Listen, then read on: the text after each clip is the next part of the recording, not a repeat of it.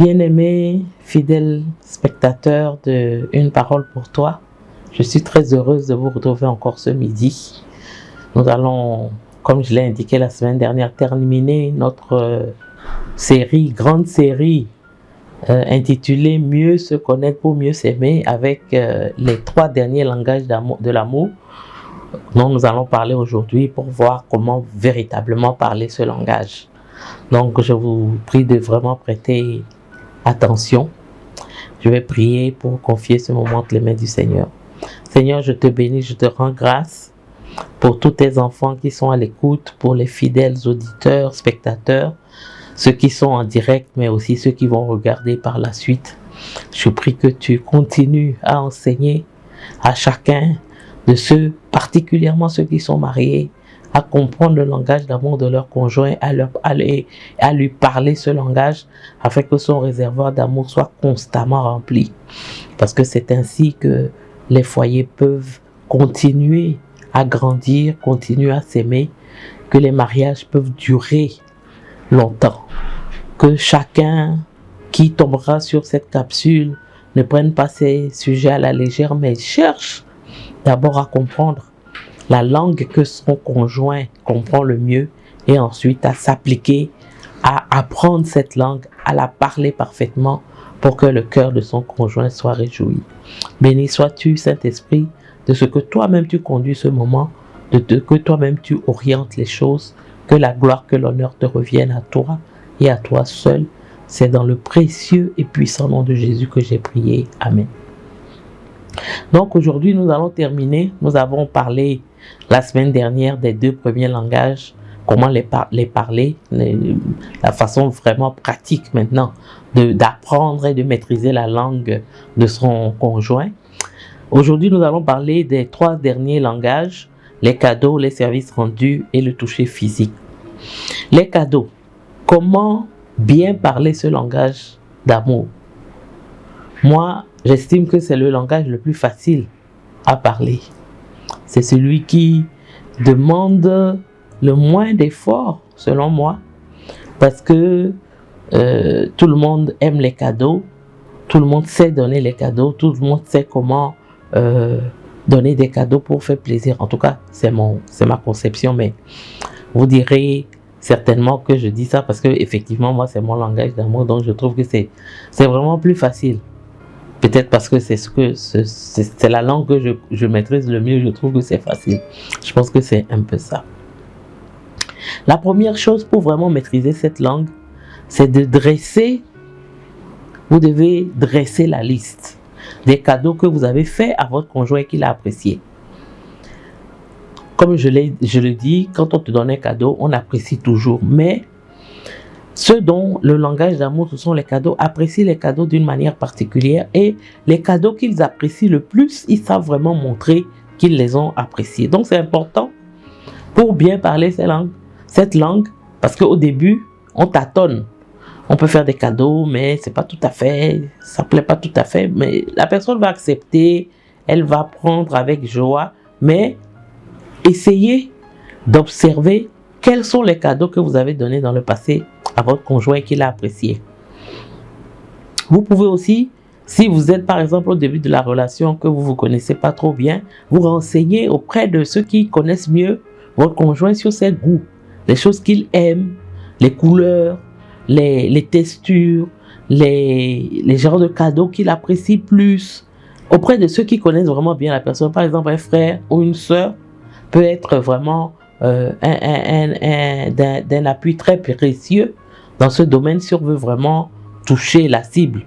Donc, donner un cadeau qui va vraiment plaire au conjoint.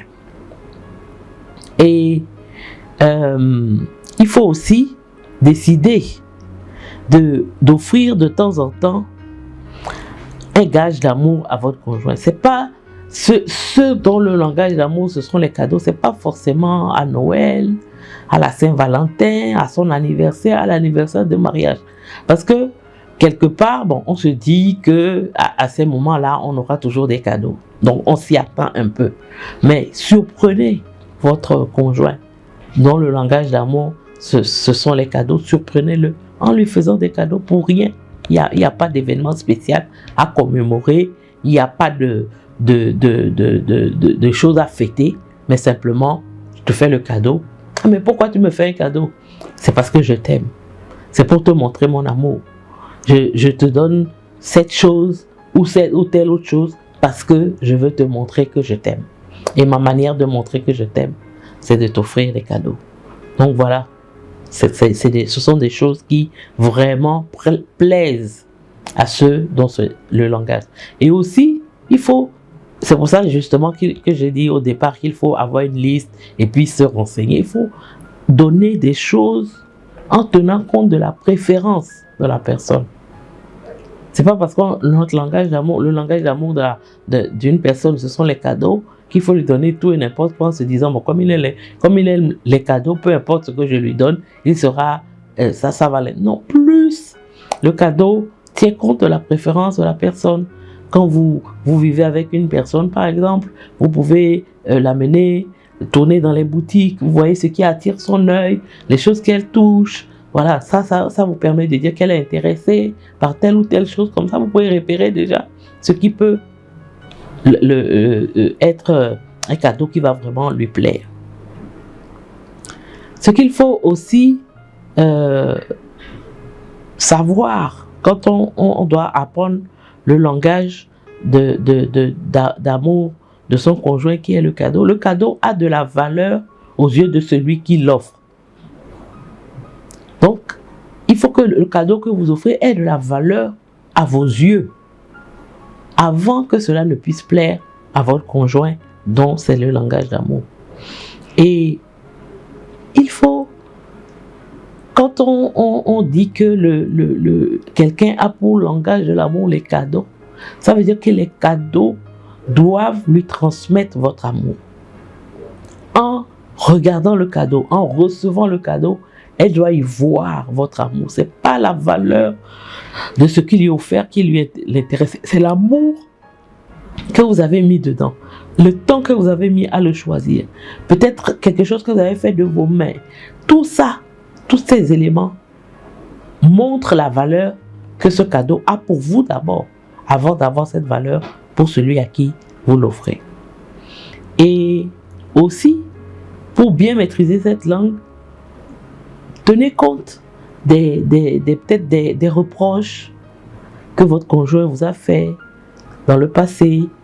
Vous avez oublié son anniversaire, ou bien vous avez acheté n'importe quoi, quelque chose qui ne lui a pas plu. En fait, la personne dont le langage d'amour c'est le cadeau va vous dire d'une manière ou d'une autre pourquoi dans une situation passée elle estime qu'elle aurait souhaité recevoir un cadeau de vous et que vous ne lui avez pas offert. Donc tenez compte des remarques de la personne, tenez compte de son ressenti, tenez compte des signaux, des messages qu'elle vous donne en vous disant, en vous faisant comprendre qu'elle ne se sent pas aimée parce que vous ne lui avez pas donné tel cadeau. Je vous assure que c'est vrai que j'ai dit que c'est un langage simple, mais pour certaines personnes, ils ne comprennent pas l'attachement que celui qui a ce langage a pour les cadeaux. Ils ne comprennent pas parce que eux, il y a des personnes, tout le monde aime les cadeaux, hein, ça c'est sûr, mais pour certaines personnes, oui, on apprécie, c'est intéressant, c'est bon, un cadeau, un don, c'est toujours bienvenu, sans plus. Mais pour quelqu'un dont c'est vraiment le langage, les reproches qu'elle fait, ce sont des reproches profonds.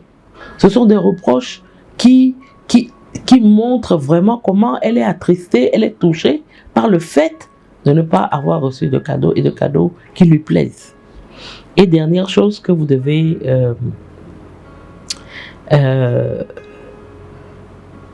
tenir compte, parce que quand j'ai partagé sur ce langage de l'amour, j'ai dit que une des choses que les personnes dont le langage d'amour sont les cadeaux, une des choses à laquelle ils attachent beaucoup de valeur également, c'est le temps qu'on leur consacre.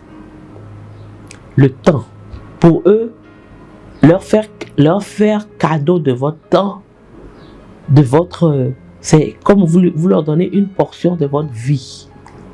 Votre temps, le temps que vous prenez, le temps que vous passez avec eux, le temps que vous leur donnez, l'attention que vous donnez, même quand vous faites un cadeau, quand la personne sent que le cadeau vous a demandé beaucoup d'efforts, vous avez tourné, vous avez fait preuve d'imagination, voilà.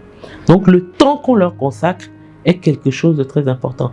Et quand vous avez un conjoint dans le langage d'amour, ce sont les cadeaux. Efforcez-vous de partager tous les jours un événement, des sentiments importants avec votre conjoint, c'est ça.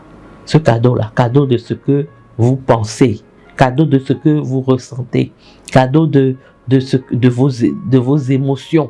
Voilà, ça c'est aussi un cadeau que les personnes valorisent véritablement.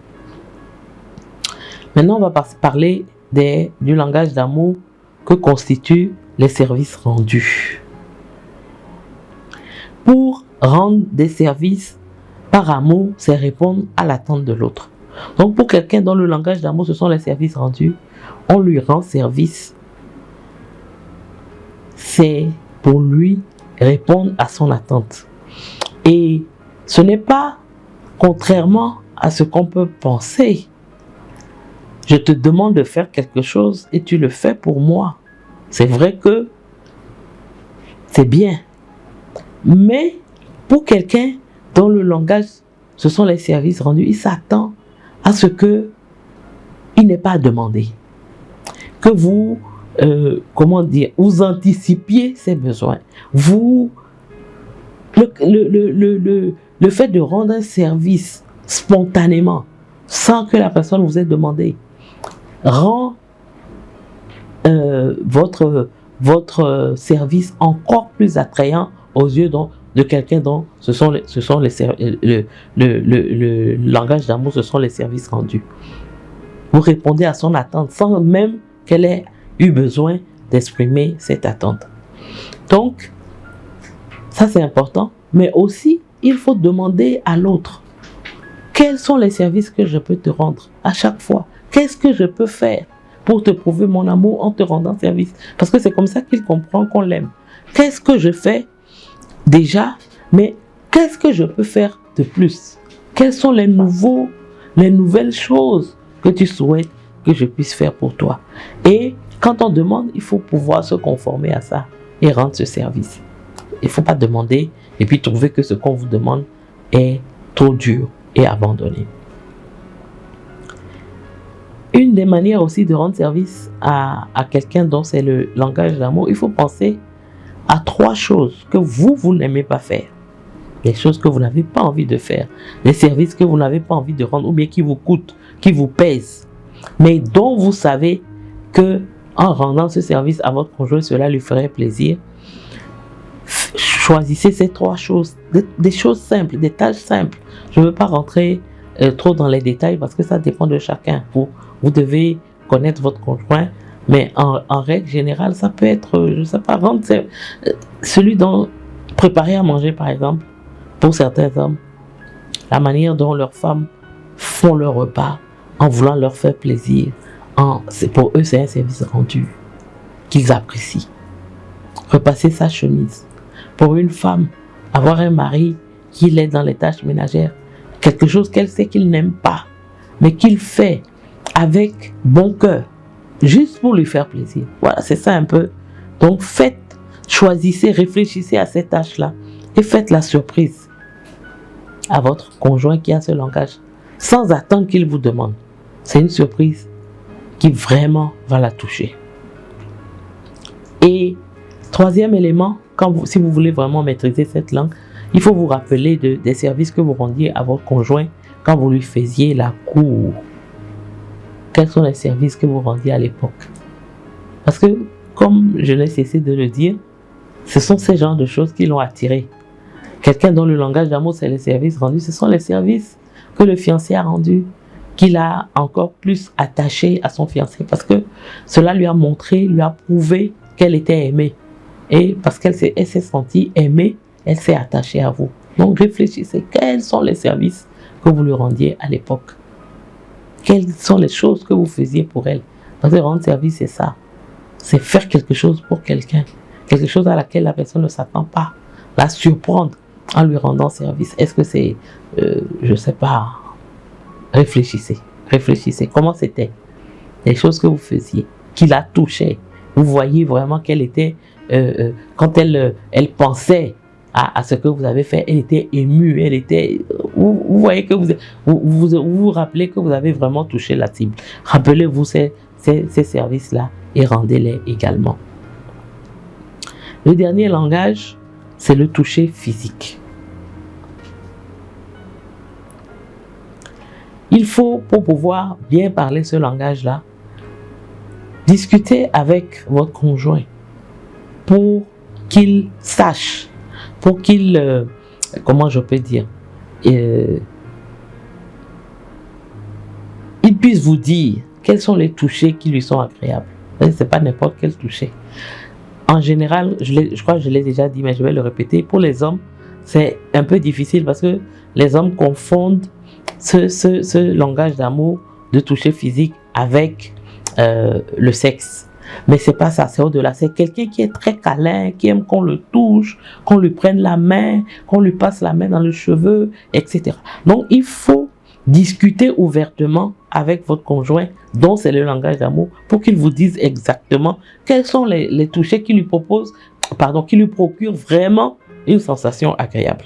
Et il faut en discuter.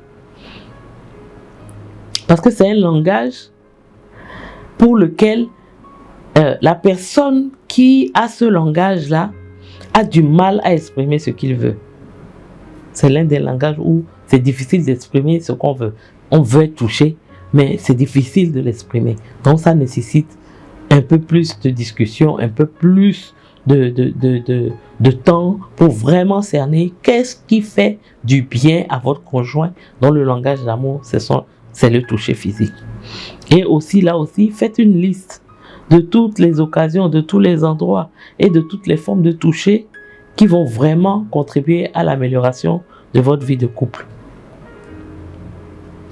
Quand on dit ce genre de choses, ça paraît un peu parler de liste, c'est pas spontané, c'est pas quelque chose, c'est comme c'est quelque chose qui est préparé, qui est calculé.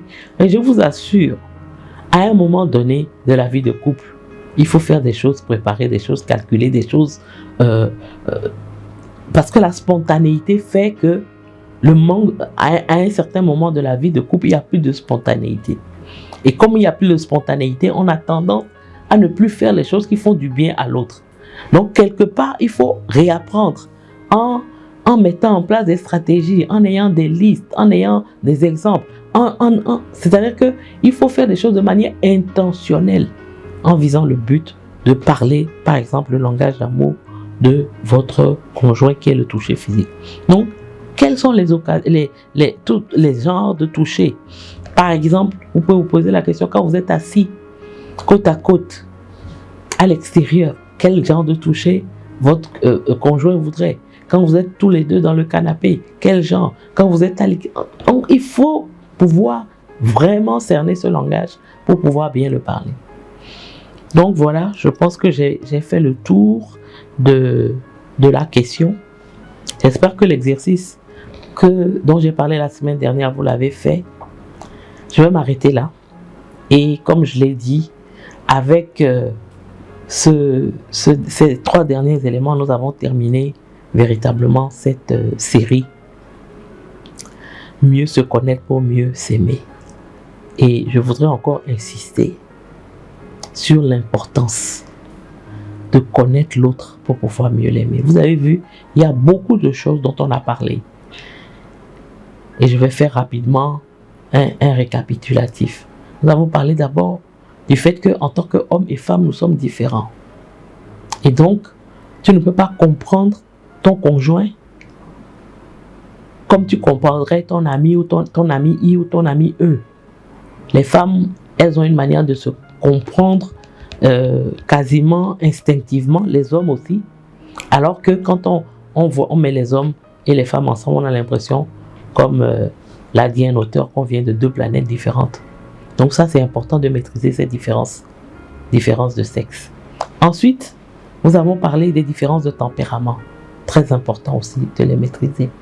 Ensuite, nous avons parlé des besoins respectifs des hommes et des femmes qui ne sont pas les mêmes. Et l'erreur qu'on fait souvent, c'est qu'on se dit, si moi j'ai besoin d'affection, ça c'est la femme, c'est que mon mari a besoin d'affection.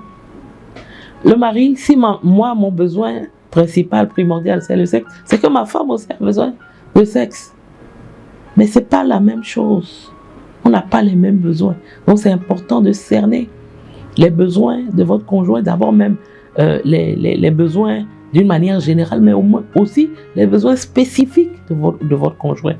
Parce que vous voyez que, comme je l'ai dit souvent, en combinant, d'abord par exemple, différence de sexe, on combine ça avec différence de tempérament, avec différence de besoins et en différence de langage d'amour, vous voyez que chez certaines personnes, les choses se renforcent.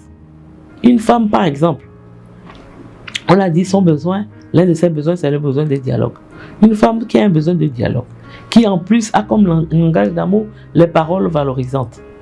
Vous imaginez comment elle peut être, je ne sais pas, détruite, peut-être le mot est un peu fort, mais comment elle peut être dans l'amertume si elle est en face d'un homme qui ne dialogue pas avec elle, et quand il ouvre la bouche, c'est toujours pour critiquer, pour dire des choses qui font mal. Vous imaginez? Donc, tout ça, en plus, par exemple, quand le tempérament rentre en ligne de compte également. Donc, c'est tous ces éléments-là qui doivent vous permettre d'avoir, je dirais, la cartographie de votre conjoint et pouvoir répondre à ses besoins d'amour, à ses besoins conjugaux, à connaître son tempérament pour savoir interagir avec lui, connaître la différence qu'il y a entre les hommes et les femmes, etc. Donc c'est très important et je vous encourage. C'est vrai j'ai passé du temps dessus, mais je vous encourage à revenir, à réécouter, à chaque fois prendre des engagements sur certains domaines, parce que vous avez vu qu'il y a souvent il y a beaucoup de choses à faire. Il y a beaucoup de paramètres à prendre en compte, beaucoup d'attitudes à changer, beaucoup de nouvelles choses qu'on doit faire pour véritablement aimer l'autre. Et donc, c'est quelque chose qui est très important et qu'il ne faut pas écouter et puis passer ça à la trappe. Je vous encourage véritablement à réécouter, à mettre en œuvre, à mettre en pratique, à toujours revenir pour véritablement cerner votre conjoint, pour pouvoir parler, lui dire, l'aimer comme il le faut. L'une des difficultés majeures qu'on rencontre dans le couple, c'est qu'on aime l'autre, mais on l'aime à notre manière. Et ça ne lui permet pas de se sentir aimé. Pour se sentir aimé, nous devons aimer l'autre non pas à notre manière, mais à sa manière. Il ne suffit pas d'aimer. Il suffit d'aimer à la manière de l'autre. Une femme, par exemple, qui dit que ce dont elle a le plus besoin, c'est que son mari passe du temps avec elle. Et le mari lui dit non, je t'aime. Et la manière dont je veux te montrer que je t'aime, c'est que je vais travailler comme un fou pour amener beaucoup d'argent à la maison pour que tu sois à l'aise. Elle dit non. Je n'ai pas besoin de beaucoup d'argent. J'ai besoin juste que mes besoins de base soient satisfaits. Mais ce dont j'ai besoin le plus, c'est de toi. Mais si on refuse et on veut aimer l'autre à sa manière, parce que nous, on estime que notre manière d'aimer, c'est de ramener l'argent et de mettre l'autre à l'aise, alors que ce n'est pas son langage, vous voyez qu'on va passer à côté. Donc c'est très important. Cette connaissance on doit avoir de nos conjoints pour pouvoir les aimer convenablement. Voilà, je vais m'arrêter là pour les paroles. Le temps qui reste, je vais véritablement prendre ce temps pour prier. Pour que, au-delà de la manière dont j'ai peut-être dit certaines choses qui vous ont heurté, qui ont heurté vos convictions, qui ont heurté votre manière de penser habituelle, que vous preniez le temps véritablement de vous ouvrir à ce qui a été dit pour pouvoir véritablement améliorer, rendre différent l'atmosphère de votre couple. Je vous assure que si vous commencez à faire ces choses, si vous commencez à les mettre en pratique, vous allez voir que beaucoup de choses vont être transformées. Et Ne dites pas, comme l'autre ne fait pas, moi je ne vais pas faire. Parce que ça ne permet pas de progresser. Comme je l'ai dit, vous avez pris un engagement en vous mariant. Vous avez pris cet engagement devant le Seigneur. Et dans cet engagement, il n'y avait pas une notion de si tu fais, je vais faire. Non, vous avez dit certainement que je m'engage à t'aimer, à te chérir. En aimer, chérir, c'est répondre aux besoins de l'autre. C'est parler le langage de l'autre. C'est connaître l'autre. Comprendre pourquoi il réagit de telle ou telle manière. Et voir aussi comment, avec bienveillance, on peut l'aider à évoluer. On peut l'aider à s'améliorer. On peut l'aider à se transformer. Mais c'est juste des petites choses parfois qu'il faut. Souvent, on s'attend à ce que ce soit, mais c'est des petites choses empilées les unes sur les autres qui permettent d'arriver à cela. Donc, nous allons prier. Seigneur, je termine aujourd'hui cette série et je crois que véritablement, tu as voulu enseigner toutes ces choses à tes enfants pour que, en les mettant en pratique, cela rende leur foyer solide et stable. Mais Seigneur, en même temps, je suis tout à fait consciente que l'ennemi ne veut pas cela. C'est pourquoi il déploie également toutes ses armes, tout ce qu'il faut pour empêcher ce mari et cette femme de continuer à s'aimer, de continuer à approfondir leur amour l'un pour l'autre, en faisant ces quelques petits efforts, en faisant ces sacrifices de leur temps, de leur argent, de leur confort, pour pouvoir mieux aimer leur partenaire. Seigneur, je prie maintenant que par l'autorité que tu nous as donnée de chasser, de marcher sur les serpents, sur les scorpions, sur toute la puissance de l'ennemi, que rien ne pourra nous nuire. Je me saisis de cette autorité maintenant pour déclarer que dans tous les couples où Satan est en train d'agir, où il est en train de s'agiter, où il est en train de monter les conjoints l'un contre l'autre, où il est en train d'utiliser toutes les petites discussions, petites scènes quotidiennes pour montrer, pour dire à l'autre, tu vois, il ne t'aime pas, tu vois, il ne t'aime plus, tu vois, il est mauvais, tu vois, il est méchant. Oh, je prends autorité sur tous ces plans de l'ennemi et je les renverse, je les détruis au nom puissant de Jésus. Je déclare que la bienveillance qui est un fruit de l'esprit, la bénignité, la bonté, soit le partage des maris et des femmes qui vont regarder cette émission.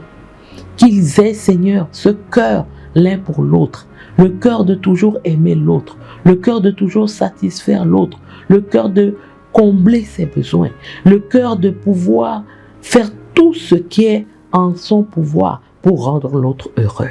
Oui, Seigneur, ta parole déclare que l'homme qui a trouvé une femme a trouvé le bonheur. Mais je crois aussi qu'une femme qui a trouvé un mari trouve le bonheur. Permets à tes enfants de se rendre compte que cela est un don que tu leur as fait, de pouvoir se marier, d'être mari et femme. Et que, Seigneur, quelles que soient les difficultés qu'ils rencontrent, qu'ils se battent pour pouvoir se rendre heureux. Que leur désir, leur priorité soit de rendre leur conjoint heureux. Que ce soit ce qui leur tient à cœur. Et que ce faisant, Seigneur, tu les aides. Saint-Esprit, aide-les. Saint-Esprit, assiste-les. Seigneur, parfois, des choses qu'on conseille semblent tellement difficiles à mettre en œuvre. Mais avec ta force, avec la force que tu donnes, ils peuvent y arriver. Qui se dit que non, ce n'est plus possible. Nous ne sommes pas faits l'un pour l'autre. Nous ne pouvons plus nous supporter. Nous ne pouvons plus vivre ensemble. Que tu étendes ta main maintenant et que tu les ramènes l'un vers l'autre. Tu les ramènes à leur premier amour. Tu leur donnes de se rendre compte qu'ils s'aiment toujours et qu'ils peuvent encore faire des choses pour se retrouver. Oh Seigneur, que cette idée que tout est gâté, que rien n'est encore possible, que rien ne peut encore s'arranger entre eux, que cette idée les quitte maintenant au nom puissant de Jésus. Remplis-les de la force dont ils ont besoin pour se battre, pour sauver leur foyer, pour sauver leur mariage. Oui Seigneur, tu peux le faire. Tu as la capacité de le faire, alors fais-le. Étends ta main et rattrape cet homme qui est déjà presque parti. Rattrape cette femme dont le cœur n'est plus dans ce foyer. Je prie ô Éternel des armées que tu gardes chacun des maris, chacune des femmes, que tu leur donnes de comprendre qu'avec toi tout est possible et que toi tu es ce troisième fil de cette corde que représente leur mariage. Et même si eux, leur relation venait à se distendre ou même à se casser, même si ces deux fils que eux ils représentent se cassent, ton fil reste toujours fort, tenant ce mariage, le ramenant, permettant au fil de se retrouver, de se renouer. Oh Seigneur, je te confie tous les foyers. Je te confie tous les foyers qui souffrent, tous les mariages où il y a la souffrance. Souffrance de la femme, souffrance du mari. Seigneur, apaise les cœurs, restaure les cœurs, redonne vie à l'amour qu'ils ont l'un pour l'autre. Que toutes les blessures, toute l'amertume, toute la rancœur qui s'est accumulée, toutes les frustrations disparaissent.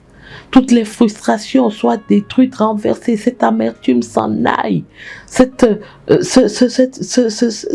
rancœur, ces blessures soient guéries.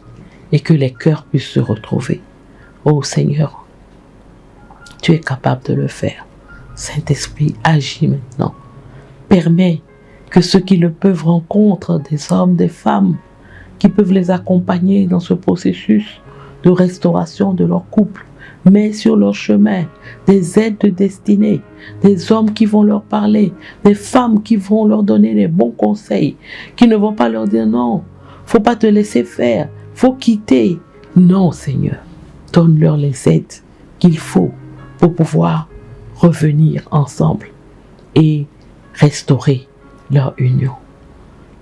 Pour terminer, Seigneur, je voudrais te prier pour tous les couples qui vont bien, où la paix et l'amour règnent. Je prie de les préserver.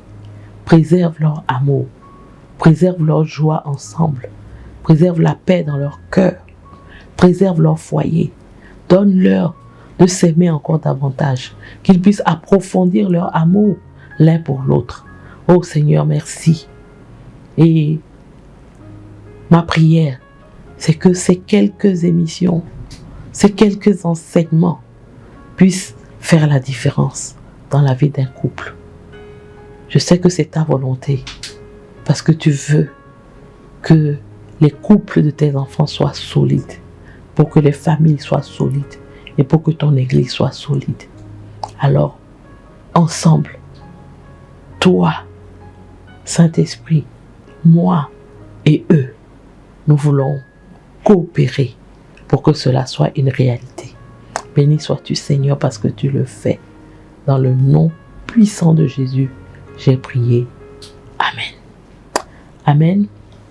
Donc nous arrivons au terme de notre émission de ce jour et nous nous retrouverons mercredi prochain. Comme je l'ai dit, nous allons démarrer une nouvelle série. Je ne sais pas encore, j'hésite, mais d'ici mercredi prochain, le Seigneur va m'aider à choisir et nous allons nous retrouver pour une nouvelle série. Ne ratez pas, venez nombreux, partagez ce que vous avez vu aujourd'hui, partagez les autres émissions. Vous connaissez des couples qui ont besoin certainement de ce qui a été enseigné, de ce qui a été dit, et on se retrouve la semaine prochaine pour une nouvelle série. Que le Seigneur vous bénisse, que le Seigneur vous garde, au nom de Jésus. Amen.